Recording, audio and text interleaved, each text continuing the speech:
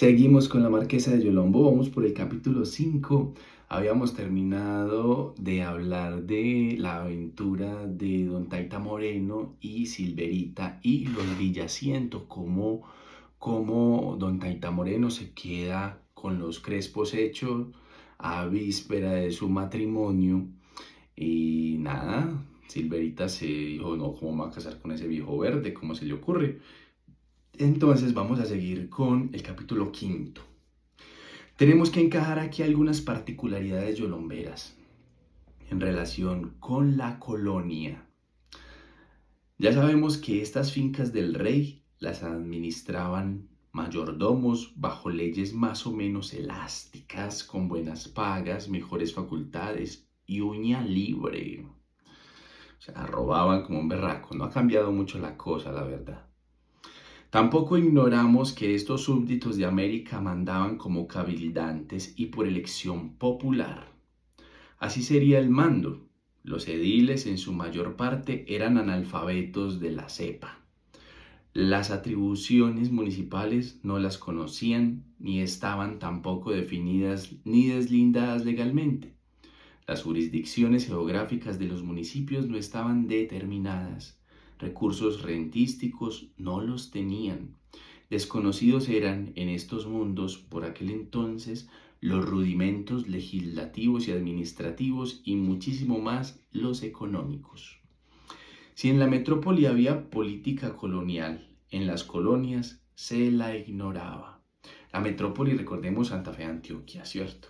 Y Santa Fe de Bogotá en su momento. Como no fueran las intriguillas de cada municipio, no había aquí política alguna en lo concreto ni en lo abstracto. Ni la palabra misma se conocería. ¿Y la instrucción? ¿Quién la daba? Si en los centros capitales no faltaban seminarios y facultades para los nobles, no había para las clases bajas ni un simulacro de la enseñanza. Solo en Santa Fe hubo alguna, o sea, en Santa Fe, Antioquia, solo en Santa Fe hubo alguna medio popular antes de la expulsión de los jesuitas.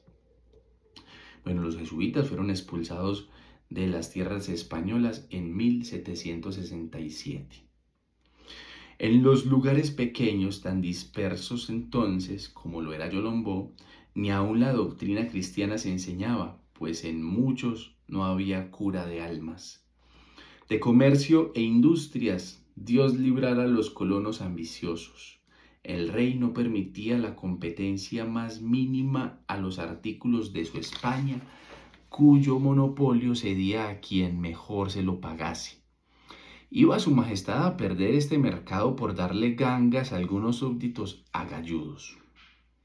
Si no podía con el contrabando de Inglaterra, iba a consentir que sus mismos siervos, contra el bien de todos y del suyo propio, le empeorasen el negocio.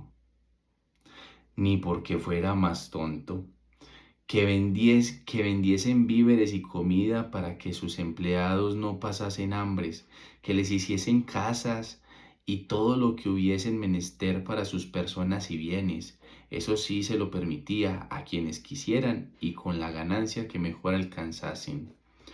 En cambio de estas prohibiciones tan insignificantes, les concedía como Padre amantísimo que le rompiesen y arrasasen sus tierras, que sacaran para ellos todo aquel oro que le pertenecía, exigiéndoles tan solo una bicoca. Y como a fuer de Padre amantísimo y majestad católico, estaba empeñado en que todos sus americanos se salvasen, les imponía la religión de su España. Entonces, ¿qué hacía el rey? Lo mismo que ahora con las multinacionales. Pues, si quieren vayan y saquen el oro que quieran, y a mí me dan el impuesto. No perdía el rey, igual ahorita con los gobiernos. ¿Quién salía perjudicado? Las poblaciones donde estuviesen miniando porque arrancaban con todo, como ahora, ¿cierto? Eh, Eso sí, les imponía la religión. Ella les enseñaría con sus prácticas y doctrinas a amar y reverenciar a su rey, que también era divino en su mando e indiscutible en su persona, Y como no quería que las austeridades de la iglesia fueran a menoscabar en lo más mínimo la salud preciosa de sus americanos queridos, otorgóles permiso de comer carne en Cuaresma y otros días mediante la bula de la Santa Cruzada, que todo fiel cristiano tenía obligación de comprar año por año. Oiga pues, y eso casi gratis, solo valía 3 reales el papelito, pero era en letra de molde. Tal pasaba en la colonia, cuadra más, cuadra menos. ¿Y qué hacía esta gente yolombera del rey? Pues hacía lo que hacemos ahora y lo que se hace siempre en todo tiempo y lugar, pagarse mucho de su villorio y de su época y vivir muy satisfechos. Esto de gozarse con lo inmediato y lo propio no será una ley ineludible de la vida. El hombre se identifica más que con su nación, con su terruño nativo, más que con este, con su barrio, más que con su barrio, con su casa, más que con ella, con el gabinete particular donde más vive. El hombre cosmopolita o genial podría identificarse con el universo mundo por el espíritu. Por el corazón se identificará siempre con un rincón cualquiera del planeta, con las 4 paredes en donde lo amolde el hábito y lo vincule el cariño. ¡Ay, qué tan bello esto! Esta gradación que hemos tomado del amigo Perogrullo, la metemos aquí, aunque no quepa, porque ahora se dice y se sostiene que este apego al terruño, este preocuparse de él, en todo caso y cosa, en pequeñez, en el sentir, es pequeñez en el sentir y decrepitud en el pensar, una chochez como cualquiera, y perdone, sí señor, los yolomberos eran más yolomberistas que su patrón San Lorenzo. Vivían secos de risa en una perpetua francachela, especialmente los españoles influyentes y los encargados del mando. Y con razón. Claro, todos estamos apegados a nuestro terruño, de donde somos, ¿cierto? Todos, para nosotros, el lugar donde nacimos, esas montañas que vimos o ese paisaje que vemos desde pequeños nos enamora y nunca podremos salir de él así nos exiliemos voluntaria o forzosamente. Entonces mire cómo vivían en Yolombo y con razón. Yolombo era un garito de su majestad, en donde se jugaba a las minas. Los gariteros sacaban buena cancha y vendían a los tahúres todo lo valioso que de España se importaba. Esto, el expendio de la bula consabida, el cobro de los diezmos, el tributo de los indios y las alcabalas eran para mantenerlos con humor de ángel. Yolombo campaba por sus respetos. Las cabeceras de los distritos limítrofes eran rancherías, apenas nacientes. Remedios, el municipio de Remedios, tan próspera en sus principios, fue víctima de un incendio. Antioquia, Santa Fe Antioquia y Río Negro, los centros magnos de la provincia, estaban muy distantes. ¿Qué otra población podía toserle? Era lo más grande ese pueblo, Yolombo.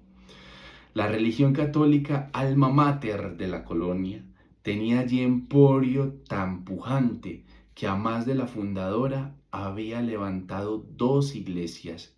Los fieles cumplían estrictamente los 5 mandamientos y todo indio o liberto que se hiciese el remiso para asistir al incruento sacrificio, o sea, la bula papal, lo arreaban a latigazos hasta la propia puerta de la iglesia.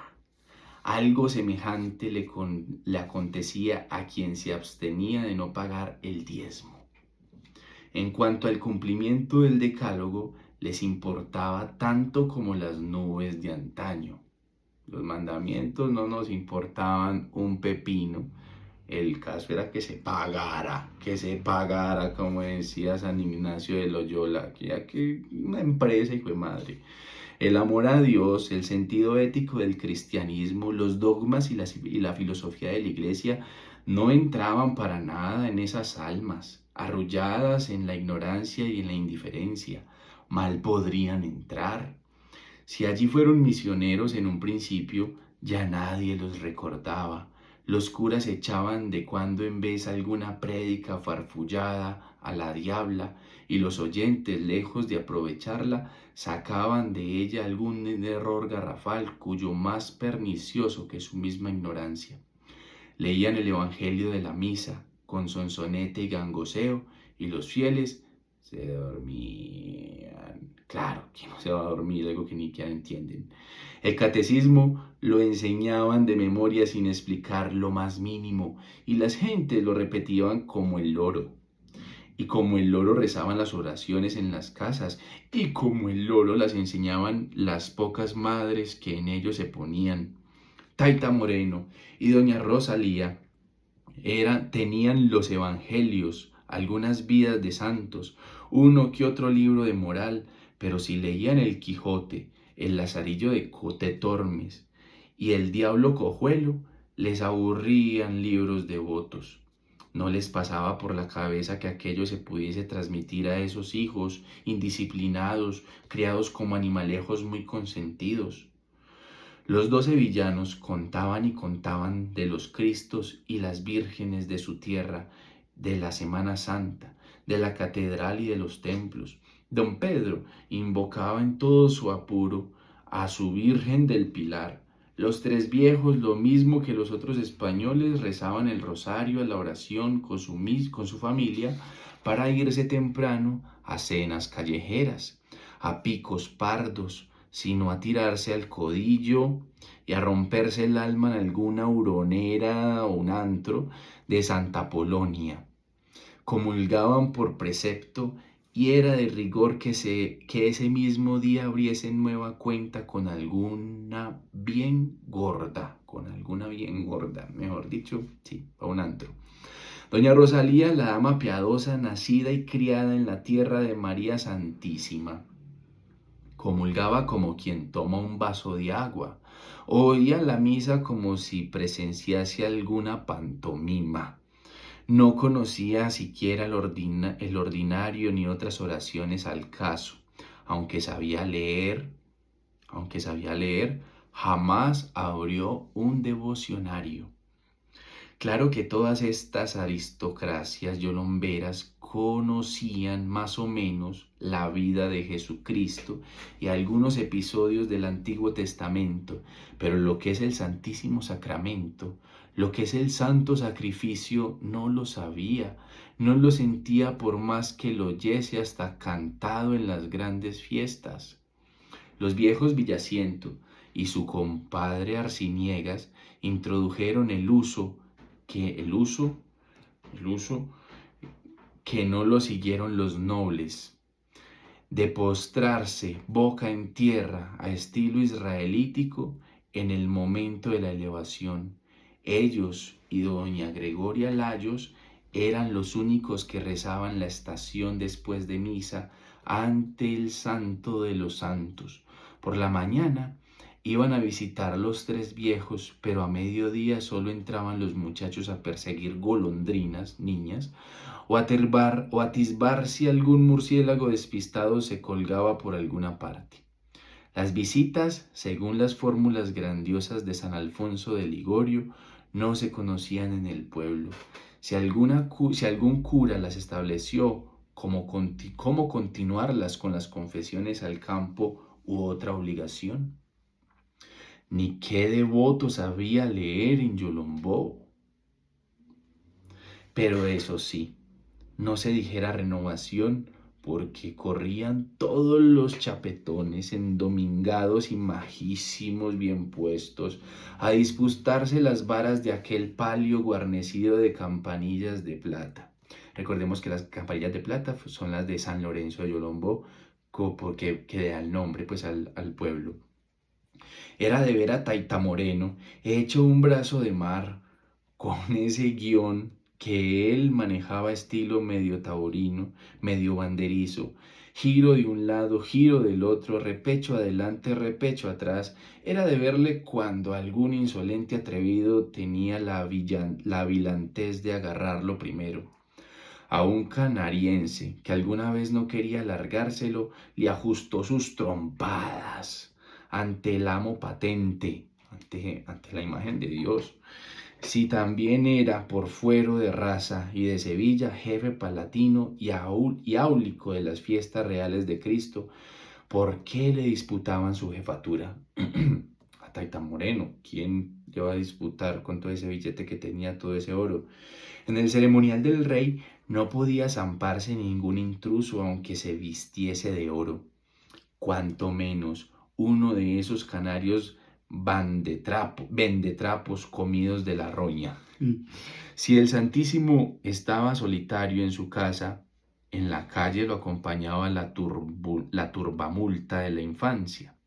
El paraguas, voceaban los mocosos, y vieras cómo brotaba la tierra una horda de forajidos. Íbanse detrás y no perdían un ápice de la ceremonia religiosa, ni del estado del enfermo, ni de sus deudas, ni de las hojas de naranjo con que regaban el suelo en tan solemnes ocasiones. Ojo avisor y boca abierta acompaña a la legión al santo viático hasta la iglesia. Por dos ventanales en arco para las campanas. Tenía 3 naves la iglesia, separadas por pilares de madera, cielo de tablas con portaletes, como cualquier casa, enlucido con toda la meta cal. Altares e imágenes eran toscos y ramplones. Chiquinquirá, emplazada también en la plaza, en la parte media de la cuadra oriental, no alcanzaba a ser ni una capilla. Era un humilladero con cualquier remate por campanario. Santa Bárbara, en la parte norte de la población, más abajo de la plaza y con frente al este, era el monumento del lugar.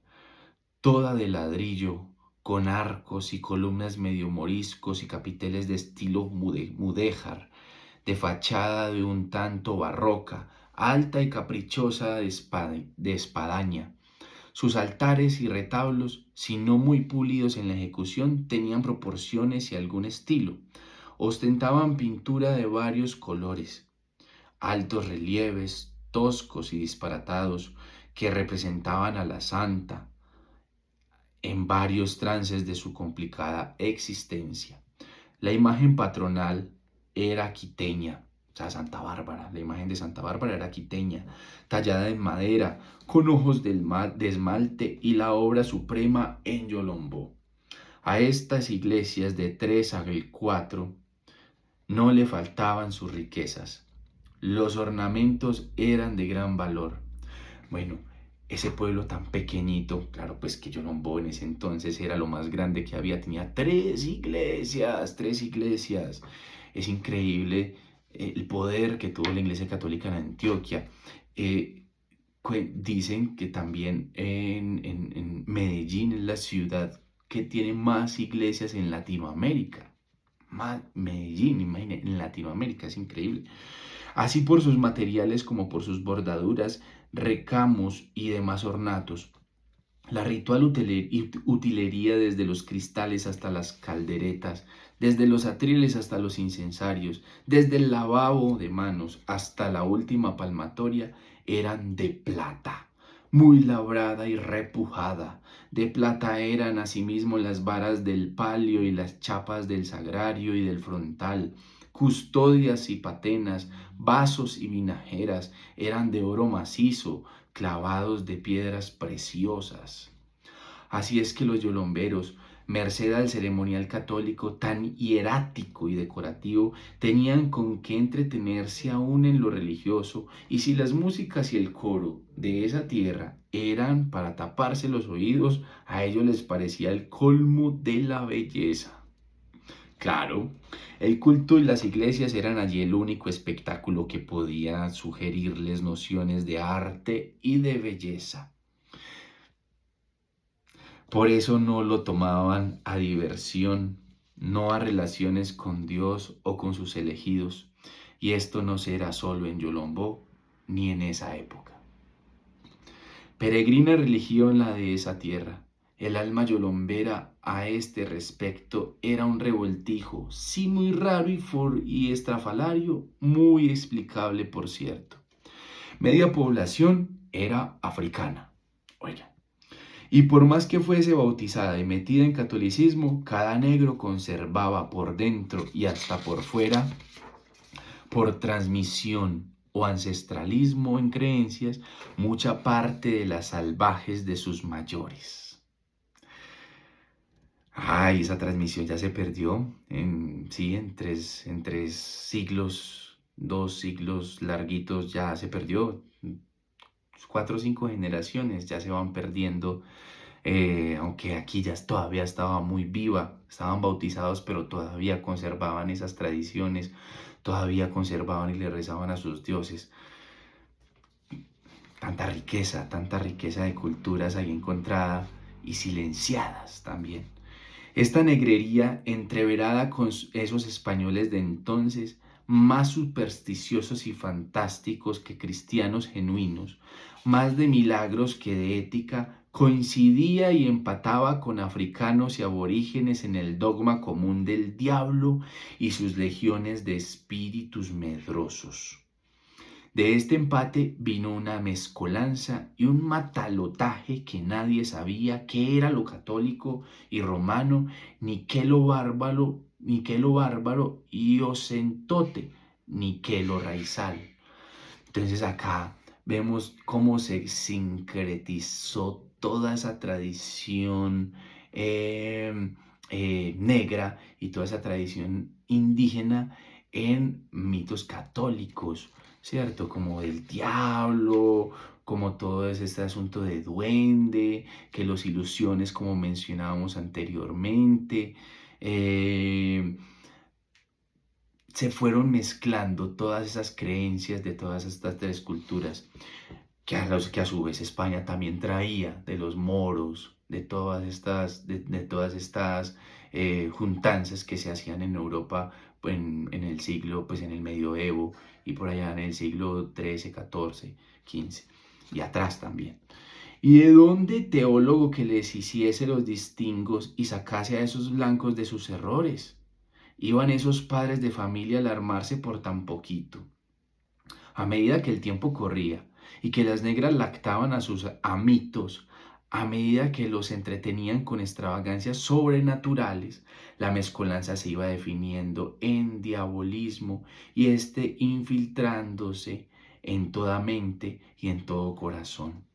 Entonces las negras amamantaban los ricachones, los bebés, y recordemos que la lengua materna tiene una semejanza con la leche materna. Los arrullos de esas negras para que los niños no lloraran. Por ahí también entró una parte del lenguaje y es la que cargamos en este momento, ¿cierto? Toda esa sangre africana que traemos con esa leche materna con la que alimentaron a nuestros ancestros allí en Yolombó. Y en América, ¿cierto? En la época a que nos referimos, muy pocos se ocupaban de Dios y de su providencia, por pensar en las potencias infernales. El yolombismo, remedianismo, zaragozismo o como se diga, era todo un sistema de errores que a ser trascendental o conocido lo condenara a la Iglesia, como condenó posteriormente el espiritismo, que acaso sea la continuación bien editada de las creencias yolombo-africanas de ese tiempo, como la misma Iglesia lo asegura.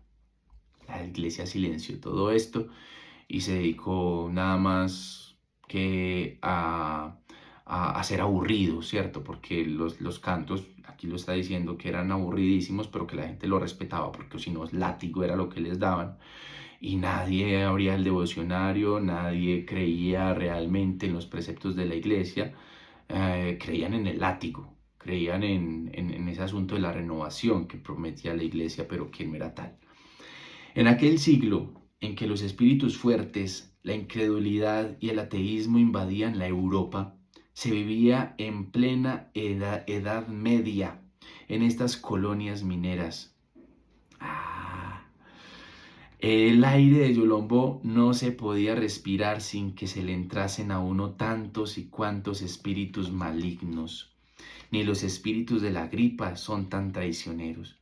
Es decir, lo que vivió Europa por allá en el medioevo, en la Edad Media, donde hacían todo este asunto de los herejes, que los excomulgaban, que los quemaban, que perseguían las brujas. Aquí en Yolombo se vivió, o aquí en Antioquia, se vivió en 1750 aproximadamente. Es que, sí, allí había una clase término medio entre España y África, que sería como un cuarto de la población.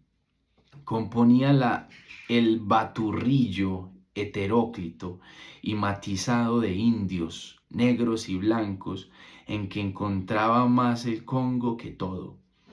En esta clase era donde el diablo estaba más regado, o sea, en esa mezcla entre indígenas, españoles y negros, donde estaba más temido y prestigioso por reunirse en ella las tres versiones de su poderío, la católica, la africana y la indígena. Muchos usaban escapularios y amuletos de toda especie, rezaban a imágenes milagrosas, invocaban los ángeles tutelares, pero esto no contrarrestaba ni con mucho más encima las fechorías y travesuras de las malignas legiones.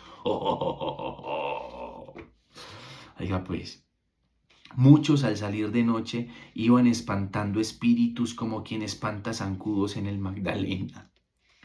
Con los duendes había y sobraba para tan prolijas precauciones. En este pandemonium duenderil hay, como en los cosmos de cuanto Dios ha creado, duendes que hurtan, duendes que esconden, que pellizcan, que se carcajean, que suspiran, duendes llorones, remedadores, rochelosos y satíricos, los hay indecentones y desaseados, y los hay buenos, serviciales y majaderos, como en el mundo de los hombres. Duendes para dar y convidar de todo tipo. En mi pueblo, en Caracolía, había un duende que tiraba piedras porque se enamoró. Él se poposeaba en la sala, desdoblaba la ropa. Un duende travieso, sí. A ver, comenten acá ustedes qué duendes conocen, qué tipos de duendes, qué historias de duendes conocen de sus territorios. Por cierto, que a los robacucharas, a los que se topan con cosas por ahí, a ciertos cristianos pellizcones y tenorios, les convenía mucho los tales duendes. Vea por qué. Muchas de las proezas de estos hombrecitos se las atribuían a los duendes, como es de bueno echar la culpa a otro. No, eso fue el duende, eso fue el duende. No consultaban los yolomberos las entrañas de las víctimas y el vuelo de las aves como los romanos, pero a semejanza de estos tenían sus augures y sus pitonisas. Carecían de astrólogos que declarasen el porvenir de los recién nacidos, pero los padrinos de pila que les elegían y por los caprichos de las madres antes de darlos a luz sacaban toda precisión el genio de los hijos. Y merced a las saoríes, o sea, las adivinas, que en Yolombo no eran raras, sacaban en lo más imprevisto de su porvenir. Yo una vez conocí a un amigo que su abuela fue saorí y era la bruja del barrio, vivía en el Popular 1. Para descubrir ladrones y tesoros sobraban medios. ¿Cómo no? Había médicas y ayudados que hacían milagros, culebreros que adormecían víboras y mapanares, pitoraes y cascabeles, serpientes, y que le robaban el veneno sin matarlas. Habían brujos que ahuyentaban las pestes de los animales y les podían a la madre monte. Habían hechiceras que movían corazones al odio o al amor. Había el prodigio tal, el portento cual, y esta tal cual otra diablura. Oiga, había, mejor dicho, claro, porque es que para escapar a esa incertidumbre del no saber, claro, ¿cierto? Tenía que aparecer esos adivinos, tenía que aparecer el mito. Ahí está la fuerza del mito, de dar explicación a lo que no, como seres humanos, no podemos dársela. Y como la iglesia no satisfacía esa necesidad de las personas de saber, porque no estaban muchas veces los curas, entonces tenía que recurrir a otras formas. Algunos curas que no sabían de la misa la media respecto a estas creencias y prácticas, más o menos reservadas, predicaron varias veces contra los agüeros y las supersticiones, pero en balde. Pero ni expusieron bien, ni explicaron claro, ni concretaron los casos, ni los fieles les creyeron. Para nada sirvieron. El padre Lugo, sacerdote seráfico por su bondad e inocencia, pero perjudicial a la fe católica por su celo indiscreto y su ignorancia, afianzó más a los yolombetas en esas sus insensatas creencias. Los exorcismos, esa práctica que la iglesia ordena solamente para casos extraordinarios, notorios y que se tengan por evidentes, los empleaba el curita por cualquier chisme de viejas y por el hecho más natural y cotidiano. Estos abusos los chiflaron, o poco menos, sacaba diablitos del cuerpo de los enfermos, ahuyentaba brujas y duendes, conjuraba pestes en hombres y animales, conjuraba los gusanos de estos y las úlceras de aquellos, conjuraba los hormigueros, a la comadreja, al tigre matarreses, al gavilán robapollos. Estaban locos, ¿no? ¿Qué más querían los agoristas yolomberos? Agoristas de agüero, ¿no? ¿Cómo sería de violento el enemigo malo cuando los curitas no podían nada contra sus astucias? Preocupados con el diablo, engolfados en sus magias, se fueron olvidando tanto de Dios que ni a su templo concurrían. Todo aquel orden de disparates se les hizo una verdad casi axiomática, o sea, irrefutable. Fuéronse familiarizando tanto con ella que hicieron de esos seres invisibles algo así como penates familiares, que si no hacían bien, tampoco perjudicaban con sus maldades. De modo que el jefe y capitán de estos genios vino a ser para tantos supersticiosos un enemigo a quien tenían que adular y consentir. Tal aconteció en esta clase mixta.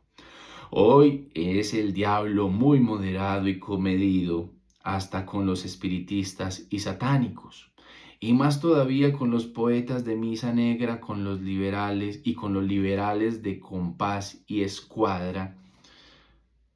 Los de compás y escuadra son los masones, alusión a la masonería, asociación secreta que emplea símbolos de la albañilería. Precisamente porque a todos los tiene cogidos de pata y cacho y bien atrincados en el bramadero. Pero en esa época en que la gente era tan tentable como ahora, hacía mil escándalos y revuelos en sus acechanzas. En Yolombó no agonizaba nadie sin que el malo apagase las velas benditas. Y no pudiendo colarse a donde había cruces, había mil estruendos en puertas y ventanas, mandaba huracanes y tormentas, hacía gemir a los perros y llenaba de pavor a inocentes culpados. Hoy tienta lo mismo que en esa y tal cultura que en esa hora hacía gemir a los perros y llenaba de pavor a los inocentes culpados. Hoy tienta lo mismo en esa hora suprema en que le disputa su alma a Dios. Hoy tienta lo mismo en esa hora suprema en que le disputa su alma a Dios, pero lo hace con tal disimulo y tal cultura que apenas lo sabrá el agonizante. Hoy, recordemos que es el tiempo de Tomás Carrasquilla, que es 1926, cuando se está publicando la novela. Hoy nos morimos todos con más o menos miedo, bien o mal preparados, pero a ningún cristiano molestamos. No así en Yolombó, nadie esperaba sin aparecérsele a unos en el cuerpo entero y visible, a otros en sombra. Esta última aparición era horrible. Los asombrados, que de ahí viene la palabra, ¿cierto? Se aparecían en sombra. No volvían a ser lo que fueron antes del asombro. Al que menos mal le iba quedaba tuntuniento, al que menos mal le iba quedaba tuntuniento y turulato por toda su vida. Cualquier enajenación mental, cualquier invalidez, toda tisis era resultas del asombro. Después de muertos y enterrados, seguía lo peor. Aquí lo mismo, la importancia del mito. Como tampoco la medicina podía dar explicación de qué era la tisis, de qué era esta enfermedad o qué era la otra, pues el diablo, ¿cierto? Echarle la culpa a otro. Ha sido un deporte de la humanidad, echarle la culpa a otro. ¿A quién no espantaban esos cristianos yolomberos de ultratumba? ¿A quién no hablaban y tiraban de los pies? Eran horribles de espantadores. Un muerto en toda casa, más que una pesadumbre, era el horror mayor de la familia. Qué miedo los muertos. Se les hacía el novelario, no tanto por sufragio, cuanto por tener compañía por unos días. Una vez terminada, iban los propios novenadores a hacer la visita al de duelo. Tan augusta era esta entrevista que tenía su ceremonial con todo y rima. El visitante, o sea, que el que iba a visitar el muerto, por cuenta propia o en representación de sus acompañantes, saludaba con gran genuflexión y decía, es decir, quien iba, como ahorita, no sé si todavía se usa, pero en mi pueblo sí se usa, que se hacen las novenas, entonces invitan a todo el mundo. Entonces la gente que llegaba a la novena saludaba de esta manera. Son mías cuitas ajenas y por esto estoy aquí. No vengo a renovar penas, pero a compartirlas sí. Y contestaba el jefe, no menos inclinado, o sea, el familiar del muerto. Esta visita tan grata a mi familia y a mí, dolor no quita ni pone, pero se agradece sí. Tan bello, ¿no? Los misterios de la muerte y del más allá les aterraban. Que no podría ser un difunto si era capaz de salirse de su hoyo para asustar a los vivos y visitarlos para siempre, lisiarlos para siempre también. Los deudos pedían a Dios y a las benditas ánimas del purgatorio alivio para sus finados y que se los tuviesen bien asegurados en sus sepulturas. Ni porque viniesen a contarles en dónde estaba enterrada la cata querían verlos ni oírlos. No, ¿qué iba a gozar nadie con esa plata si quedaban bien asombrados? Gran culto recibían el diablo y sus legiones, monicongos, familiares, piedras, pezuñas, colmillos y huesos se guardaban en senos y faltriqueras. Las prácticas diabólicas se empleaban en todo. Esto todavía se practica. Las viejitas de mi pueblo se van al cementerio a robar huesos, colmillos y pezuñas y cosas para hacer brujería.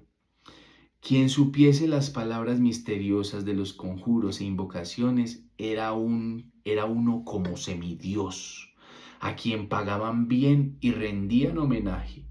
Los niños de pecho que no llevasen al cuello un hilo con la cuenta familiar corrían en peligro de que alguna bruja picada con el diablo por no haberle atendido a sus reclamos le hiciera a las criaturas algún divieso maligno o las enfermara de garrotillo. Fatales eran las brujas desdeñadas por taita señor. También como el mal de ojo, ¿no? Está como lo que hoy se conoce como el mal de ojo. Pero entre el brujerío yolombero, que no era escaso, solo se conocía como bruja despreciada por su amo y galán, a la señá Bernarda Metaute, una vieja muy huesuda y espiratada.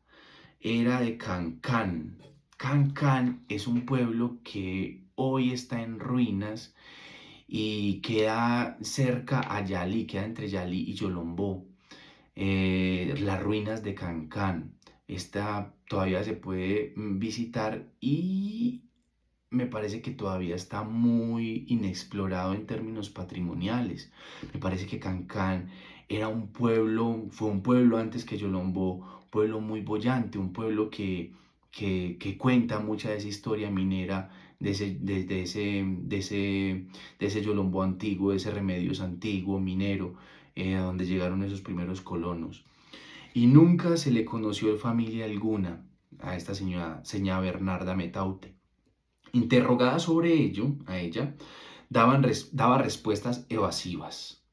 Vivía en las afueras del lugar por los lados del Retiro, en terreno de Don Chepe, no es Retiro Antioquia, sino Retiro por allá Yolombó, en un rancho medio caído que él le había permitido habitar. A más de eso, le daba una peseta los domingos y ordenaba en la casa que le pasaran bastimento para toda la semana. Desde su llegada le conocieron a Miamo, un perro calungo muy asqueroso, así se llamaba el perrito Miamo, y a su merced, un gato pintado de blanco, negro y amarillo. Tanté gato de esas tres colores y con esa laya de nombre les daba comida que ni a jornaleros dragones. Vivía con ellos en el regazo pecador y en vez de echar pelea eran muy amigos los dos animales. Pronto comprendieron que vieja, perro y gato eran cosa mala. Pronto la vieron volando de las 12 para el día, de caballete en caballete, unas veces sola y otras montada en su merced. El gato. Muy oronda, la muy sinvergüenzona. Pronto notaron que en la calle por donde pasaba les daba a los niños romadizos y soltura, diarrea. Peste a las gallinas y gusanos a los perros.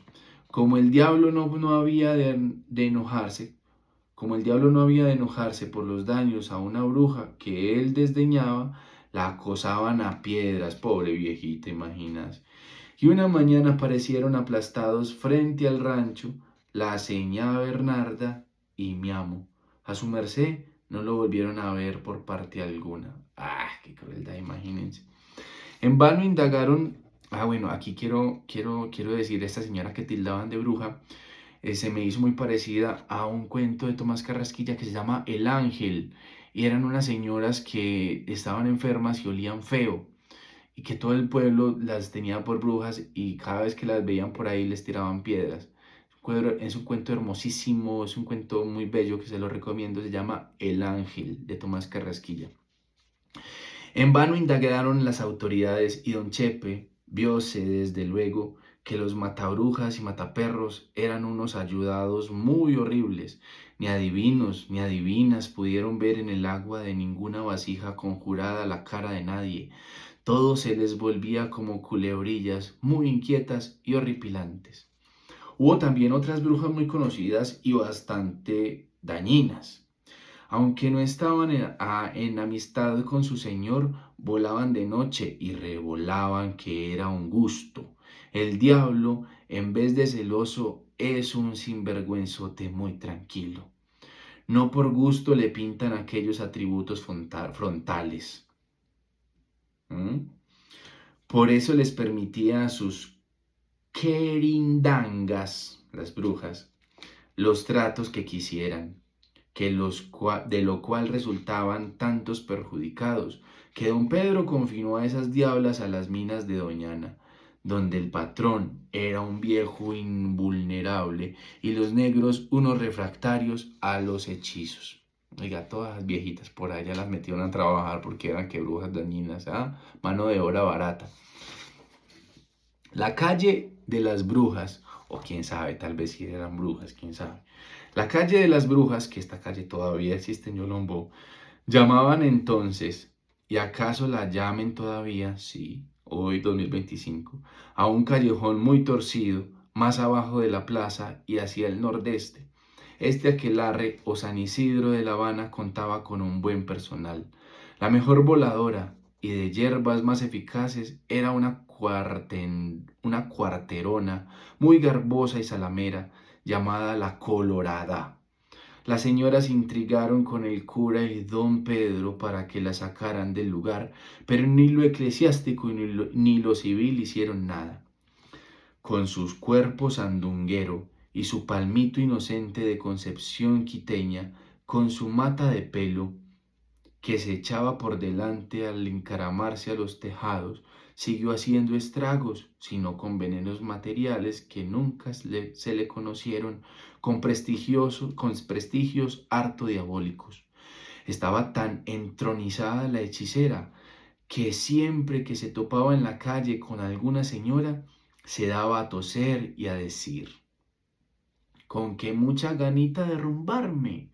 Conténtense su merced con lo que yo le deje y no muela. En esa época toda mujer del partido era bruja de hecho. No podían concebir las dos facultades separadas. ¿Acaso tenían razón? Los españoles en medio de este caos yolombero se acogieron a la Santa Cruz para poder vivir a todas sus anchas. Cristo no iba a tratarlos mal, a ellos que habían traído y propagado su religión por estas Indias occidentales. Pocos males podía hacerles el diablo. Cruces y crucifijos no faltaban en las casas y todos los cargaban en sus rosarios. Aquí viene la tradición tan fuerte y marcada que hay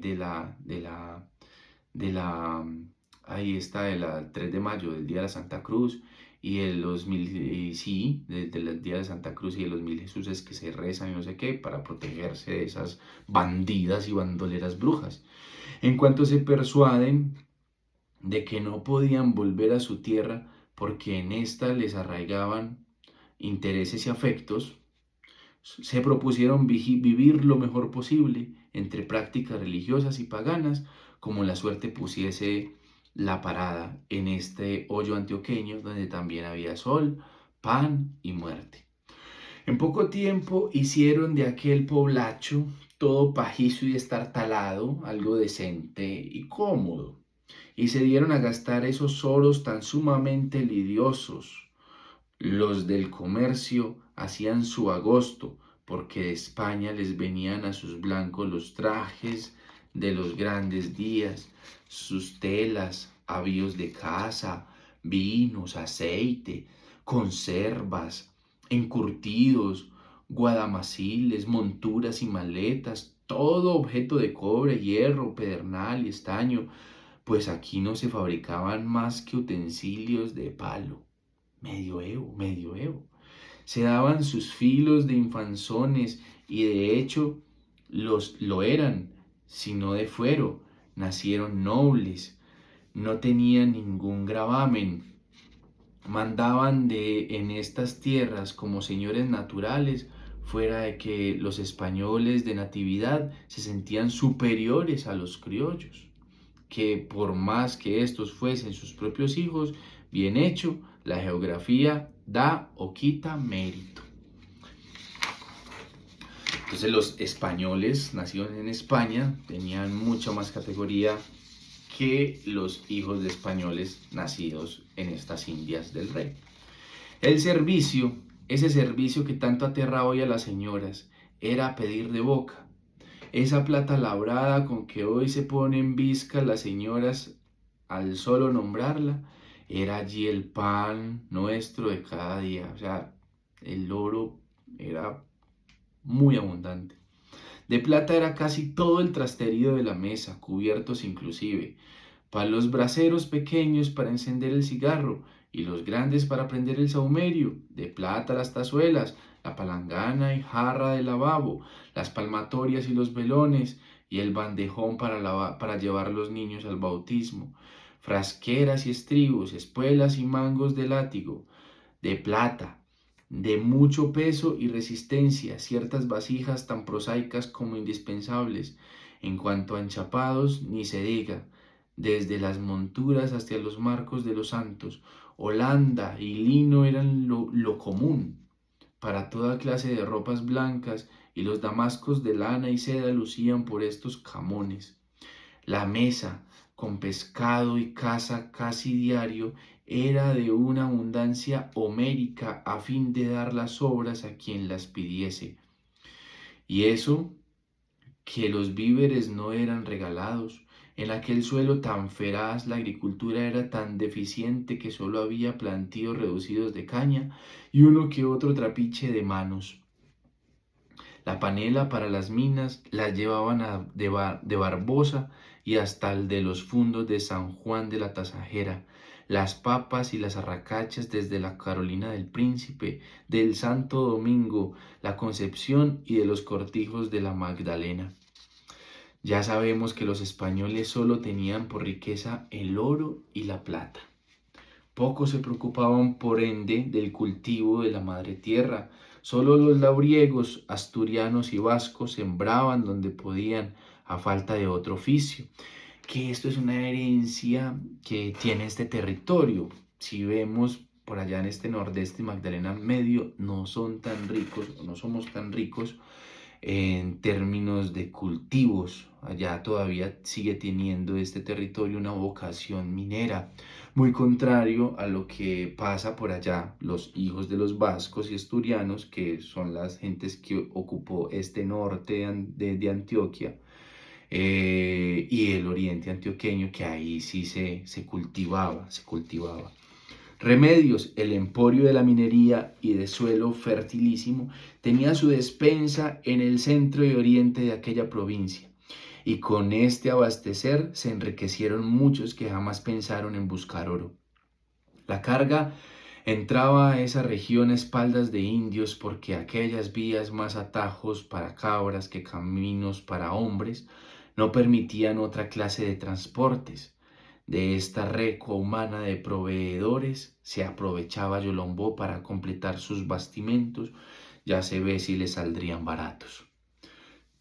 Los matrimonios eran fiestas públicas, con matanzas de terneros y de cerdos, sin contar las carnicerías en montes y corrales, y todo a expensas de padres y padrinos de ambos contrayentes. A la novia la sacaban hecha un altar, la coronaban de cualquier flor y le ponían siempre el velo de castidad. Aquí vamos a hablar de los matrimonios, ¿cómo eran? La madrina ritual camarera de honor estaba a la vela todo el día para reponerle el coronamiento y hacerle mudar las galas. Ahora ya la madrina va a firmar y ya se relaja. Tantas veces cuantas fuesen las vestimentas que para el caso se tuviesen preparadas. Aquel revestirse arreo construía el lujo supremo de casaderas y casadas. No bien salían los desposados de la iglesia, les daban entusiasmadas ¡vivas! El cortejo paraba y los alféreces de la fiesta, el novio inclusive, echaban jura a los ovacionistas con los puñados de reales, medios y cuartillos de real que al efecto llevaban. Qué arrebatiñas y qué caídas de adultos entre aquella granujería enloquecida. Los convidados, que era toda la gente de reconocido linaje, se iban agolpando en la casa cual cupieran o no, mientras 4 comisarios ad hoc atajaban en los portales a la tumulta intrusa. Nadie quería perder aquel desayuno con tanta cosa de trigo y de aquel azúcar que se traía desde Cuba y de aquel trigo de Castilla sembrado y cogido por manos de españoles. ¿Quién se iba a perder eso, por Dios? El acabando aquella cochocolatada camachuna, cuyos humos de canela trascendían hasta la calle. Principiaba el bureo de contradanzas y chiringotas entre copas y bizcochuelos, mientras en los corredores interiores se arreglaba el banquete número 1. Sentábanse a la mesa por tandas, y en tanto que las negras atendían dentro a la blanquería, los negros sacaban a la calle o a la plaza los peroles de ajiaco, los talegones de arepa y aquellos costales con la cacharrería de peltre. Pronto el remellón de totuma iba colmando el trasto de quien se arrimase a esos fondos humeantes. Todo el mundo comía, hijo de madre. Los picadillos de carne y los tintes de azafrán de hierbas cubren con un manto de gloria las humildades del plátano de la papa y de la papa. Aún no ha terminado aquella jauja. Allá vienen los calderos de dulce, con cervón de acá decimos, y vienen los costales con tutumillas de tarralí. Aquel melote con papaya, breva y limón se agota en un soplo a mano limpia. ¡Qué delicia! Lo mejor es que la calle no tiene caño, porque el agua no la han subido al pueblo. Síguela luego el encanto del Jerez, del Málaga y de las mistelas, trepados y revueltos en la cabeza. Bailan, gritan, rochelean, repican las panderetas, asaltos y cabriolas, improvisan guaches de cualquier tarro. Varias, varias de aquellas señoras vestidas de puntos y de rengues, bastante más escoltadas que las actuales, sin más lenguas de faldas, no pueden sostenerse en aquellos zapatos empinados de raso. Esos zapatos que desde los guardarropas de la Pompadour han alcanzado a los arcones de Yolombo. Otras damas muy de pie cantan bundes o ejecutan el número que se les ordena con las chispas de la chispa. Una da celos llorando, otra remeda al cura, esta imita la chirimía, aquella baila el torbellino. Un asunto de parodia teatral increíble en estos matrimonios para que les den comida. Qué cosa tan increíble. Es otra condenada por unanimidad.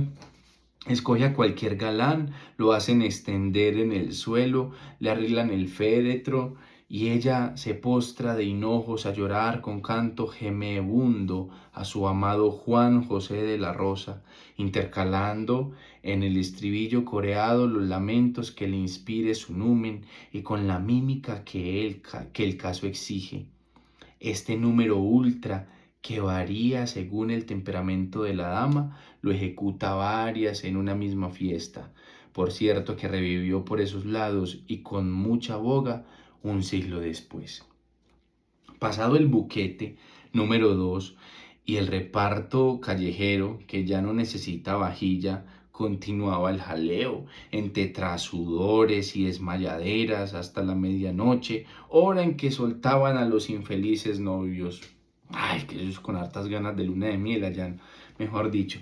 Durante 7 días, oiga, nadie asomaba por esos palacios encantados de la luna de miel. Pero a la octava noche despertaban a los recién casados con la serenata ritual. Música y letra las componían entre todos los entendidos en estas artes chuscas que no eran pocas. En este pueblo de bromistas desocupados. Tales serenatas tenían que ser, según costumbre tradicional, alusivas a las peculiaridades más o menos íntimas de los obsequiados. A veces resultaban bastante más expresivas de lo necesario, pues la musa de Taita Moreno, alma de toda guasa, recorrió siempre la gama de lo verde. De ahí en adelante seguía el visiteo de felicitaciones, que tenía también su fórmula, pero en estilo chancero. El visitante recitaba, o sea, los que iban a visitar a los novios. Beso y rebeso, planta, carcañal y hueso, y vuelvo a besar, planta, hueso y carcañal. El novio respondía, pago y repaso, tal besar, merced y halago, y vuelvo a pagar, favor, halago y besar. Si la recién casada era viuda, no había serenata ni cachada. Si entre el primero y el segundo matrimonio había algún episodio de resultados vivientes, o sea, niños, que allí no era raro. No. Y si el segundo matrimonio había algún episodio de resultados vivientes, o sea, que se separaban y ya, que allí no era raro, la cosa tenía más pitos que cachos. Y si ambos contrayentes eran viudos, aquello resultaba una sonada tronadora de carnaval. También eran muy festejados los bautizos. Engalanaban a la negra más bonita y una vez que tomaba la bandeja con el niño, los tapaban con un velo de puntilla, los echaban por delante y los padrinos los seguían entre todos los chicos de la familia que al lado y lado, muy peripuestos y vela en mano, formaban fila en reverente procesión. A la vuelta había refresco infantil. Cuando la madre terminaba la cuarentena, volvía de la purificación y de la oferta, era el pipiripao para los mayores, con mucho bailoteo y muchísimo cantorio, de bailable que dijéramos ahora. Como no todos los mozos principales podían estar en las minas y como no tenían otras ocupaciones perentorias en el lugar, vivían en cacerías y en pescas más o menos distantes, más o menos largas y siempre muy aparatosas, cacareadas y ladradas. Bien así como los deportes actuales, pescaban desde doradas hasta fiebres, cazaban desde tigres hasta tortolitas de Eva. Si esta última era una cacería un tantico reservada, aquella resultaba una gesta gloriosa celebrada con pólvora, con hurras y gritería.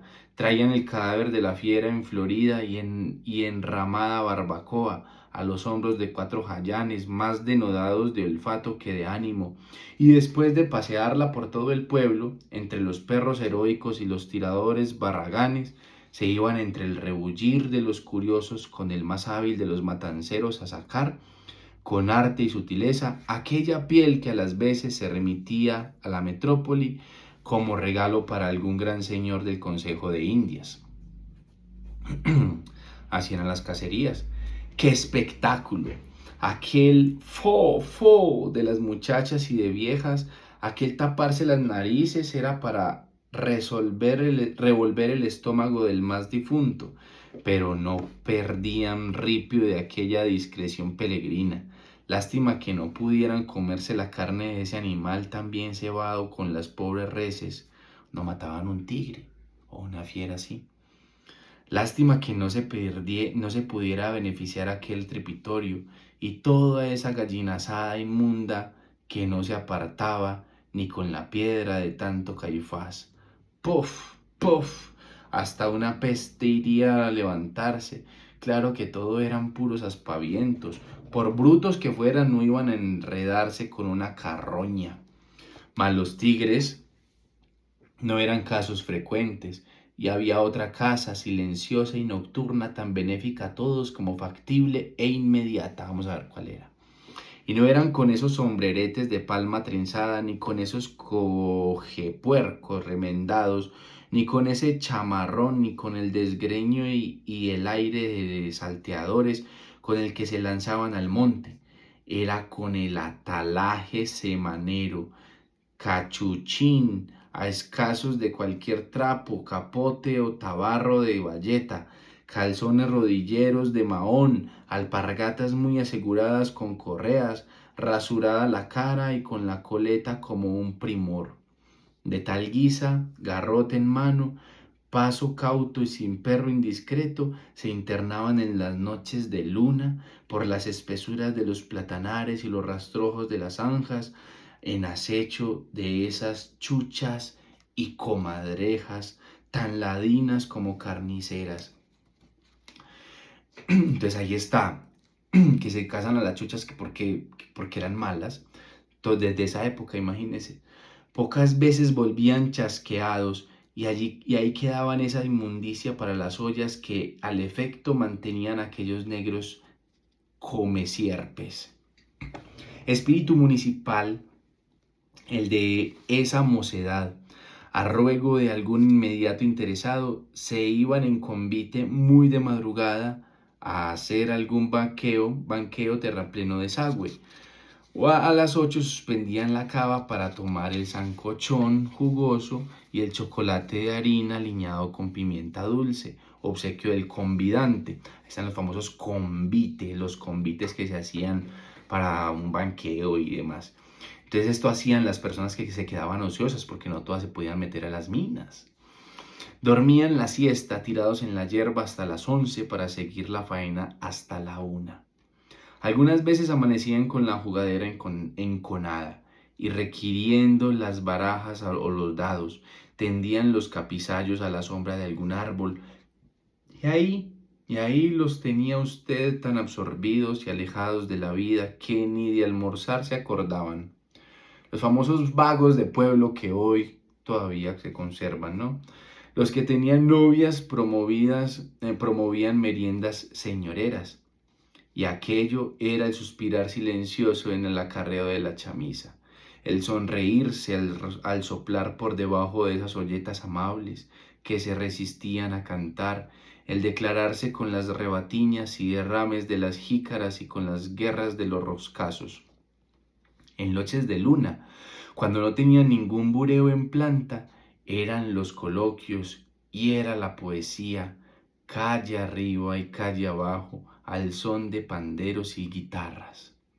Hacían prosa para cantar un bunde, hacían prosa para bailar el toro, y hasta las mamás más seriotas echaban sus puntas de fandango con abraceos y traves por ahí con cualquier barbián caprichoso. El sábado estaba consagrado por tradición a la diosa Suerte, encomiendo, o sea, a la 1 p.m., empuñaban los cubitos azarosos con que jugaron la túnica inconsútil, hasta las tantas de la madrugada.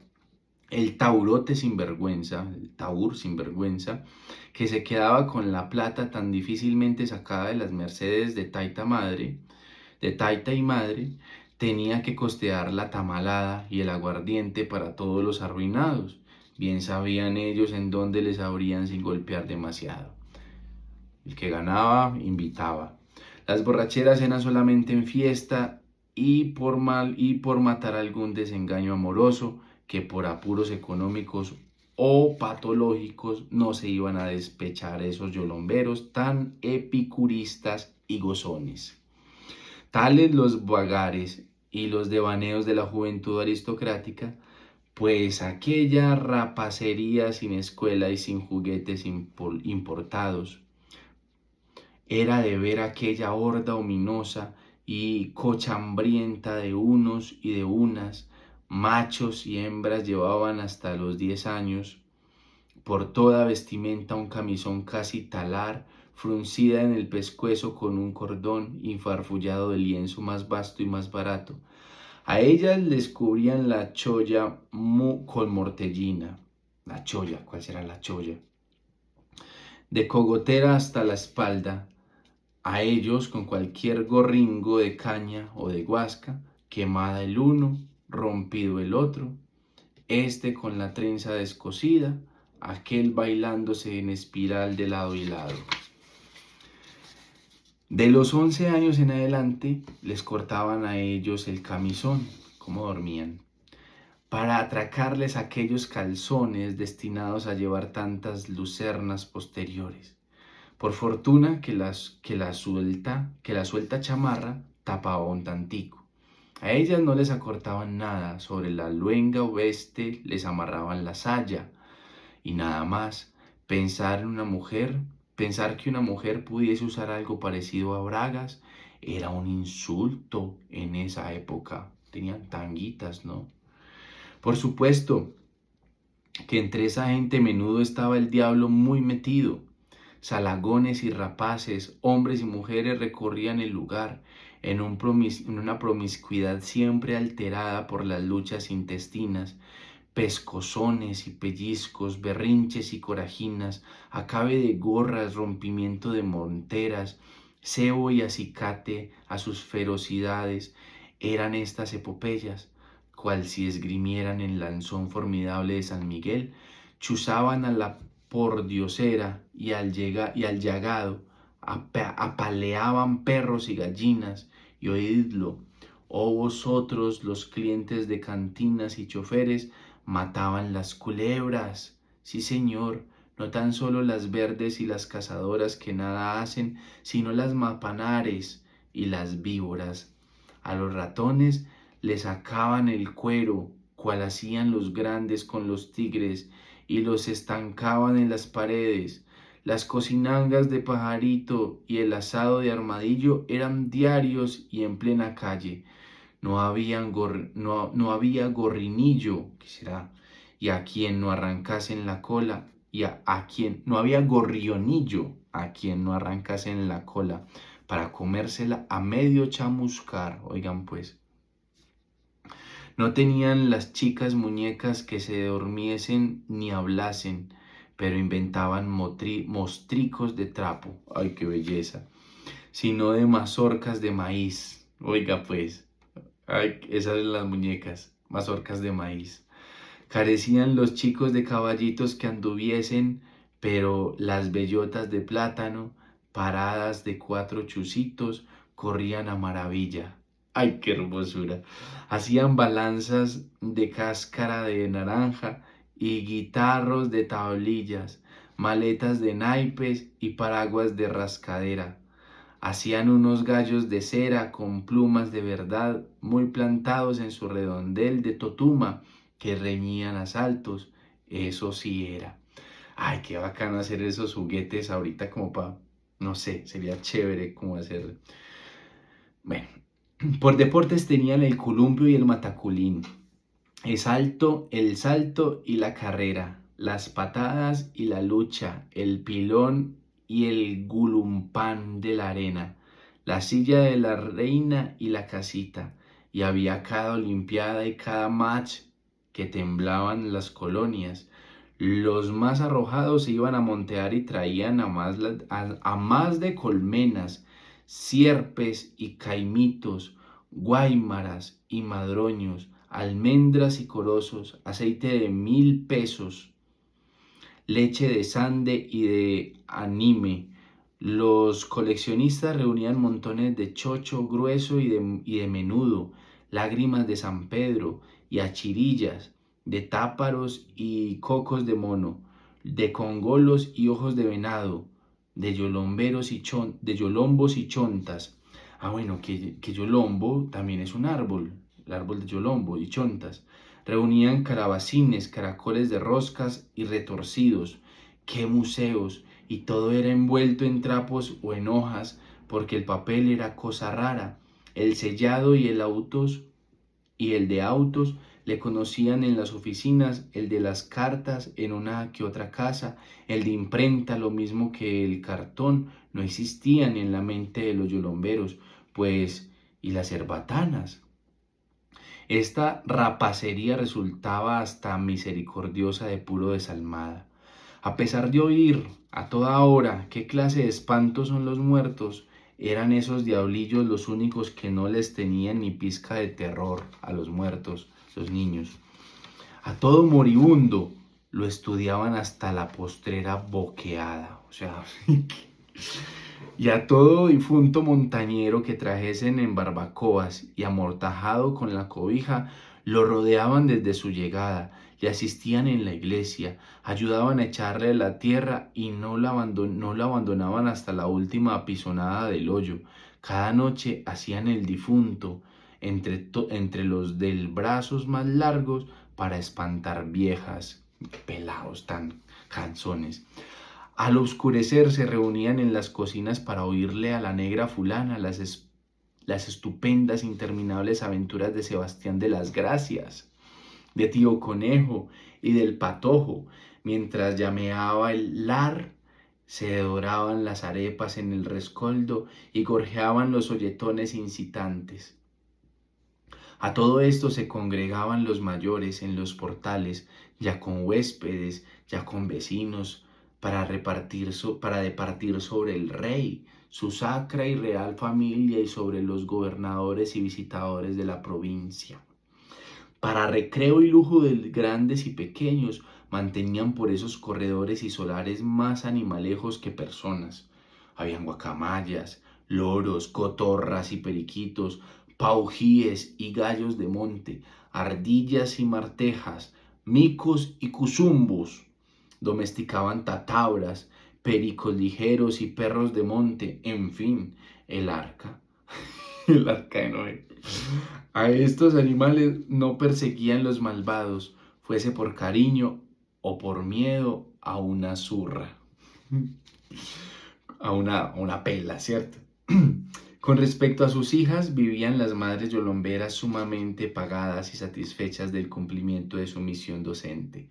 Formar el corazón de las jóvenes que hoy se dice y se formula como programa y objetivo de muchas escuelas. Oiga, ven, vea, formar el corazón de las jóvenes que hoy se dice y se formula como programa y objetivo de muchas escuelas. Eso en que, eso en que ahora se gasta tanto dinero y tanto tiempo y en que las madres tienen que buscar otra desde afuera. Recuerde que hoy es el 1926, más o menos, de Tomás Carrasquilla, porque ellas no se atreven siquiera a pensar cuál sea la forma por la que hayan de plasmar esos corazones tan queridos. Era para las matronas de Yolombó puro trabajo de campesinas vendecomidas, ni más ni menos. Era echar natilla de una totuma, dejarla secar, ponerla boca abajo en un plato o quitar la totuma. Unas miajas de doctrina, las oraciones del diario, los 2 o 3 para las grandes solemnidades, enseñadas y aprendidas por el método consabido y mortal del loro, el consejo de que fuesen muy buenas y muy señoras de su casa y que cumpliesen los deberes de obligación del Estado. Es decir, que por allá en 1700 a las mujeres, entre comillas, las dejaban hacer un poquito libres, ¿cierto? Pues no era tanta la cosa como la que hubo en 1900, 1920, 1926, que en las escuelas se les trabajaba y se les decía que tenían que obedecer y se pagaban un montón de plata para que aprendieran esos dogmas. En esa época simplemente pues había que cocinar, tenían que hacer las labores de la casa y les daba consejos, que también pues obviamente es una práctica ortodoxa para las mujeres, pero no era como tan horrible como si se vino por allá en 1900, o no sé, ¿qué opinan ustedes? Y éteme el corazón de una niña con una forma muy segura y patente, a punto de ser presentada en el ventorrillo de la vida. Las mentes de las jóvenes, si acaso las tenían, se formaban, oiga, las mentes de las jóvenes, si acaso las tenían, se formaban por sí mismas. Mira, eso es bacano, ¿no?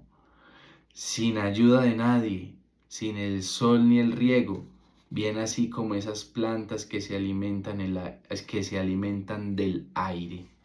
A las mercedes de sus papás les cumplía tan solamente no dejar que las invalidasen las hormigas de las letras de molde ni el pulgón de la manuscrita. La educación por el lado práctico no era tan completa como ahora, valga la verdad. Mucho de adiestrarlas en la preparación del menjurje tal y el grisote cual, o sea, cómo cocinar y no sé qué, pero se les olvidaba enseñarles cuántos granos de maíz y de frijol se gastan al día, ni para cuántas personas alcanzan una papa, mucho de ilustrarlas en la hechura de paños para la barba, esos paños de tantas labranzas y floreos, muchos de flecos para colchas y cortinas, con recargo de madroños y caireles, mucho de acericos bordados y de randas de paltricote, pero ni jota sobre remiendos de medias y talegos, ni de hacer servilletas de una blusa, ni corbatas de forros viejos de paraguas. No parecían antioqueñas esas yolomberas tan despilfarradas. Con la educación trascendental del espejo no eran tal conformes ni tan descuidadas. Les transmitían la unción del pelo con aceite de 1000 pesos y la del rostro con albúmina, el pintorreo de carmín y de albayalde con pasta de la reina, de cascarones de huevo y el enorme secreto de teñirse las canas con fritanga de hollín en aceite de fresno. Oiga, pues lo que le echaban.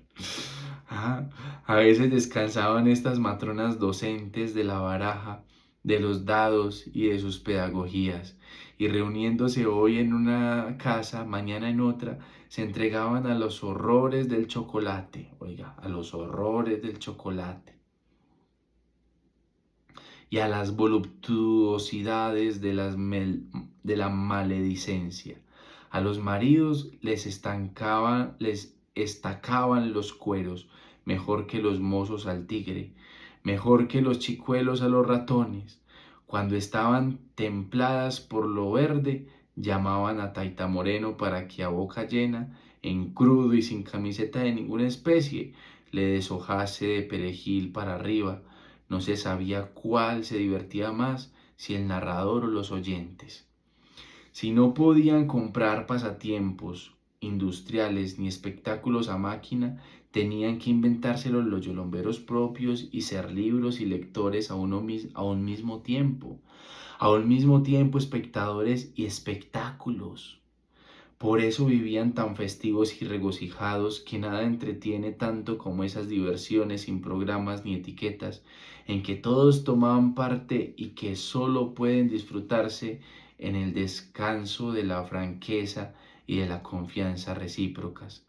El buen humor y la espontaneidad que hoy se han perdido por los protocolos y las urbanidades, por las elegancias y por la moda, tenían allí su reinado. ¿Cómo habrá sido si Tomás Carrasquilla hubiese hecho esta obra hoy, 2026? ¿Ah? Imagínense. ¿Hablaría de qué, por ejemplo? Pues porque él hace un paralelo del Yolombó de 1750 con el de 1926.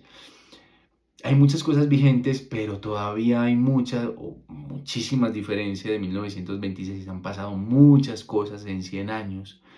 Y también esa es como la grandeza y por eso es la motivación pues como que tengo de leer esta obra, porque han pasado muchas cosas en estos 100 años que hace que se publicó esta obra.